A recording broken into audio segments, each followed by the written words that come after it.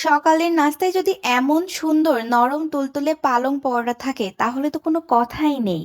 পালং পরোটা বানানোর জন্য প্রথমেই পালং শাকগুলো কেটে সামান্য পানি দিয়ে 2 মিনিট সিদ্ধ করে নেব। সিদ্ধ হয়ে গেলে পানির মধ্যে ঢেলে ঠান্ডা করে নেব।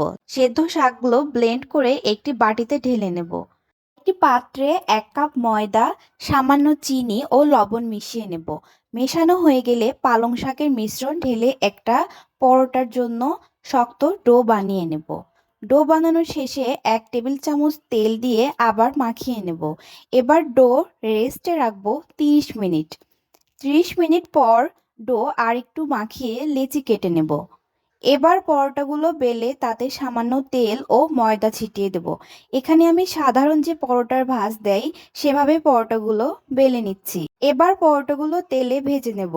রেডি হয়ে গেল অসাধারণ পালং পরোটা। ভালো লাগলে অবশ্যই আপনারা বাসায় ট্রাই করবেন এবং কমেন্টে জানাবেন।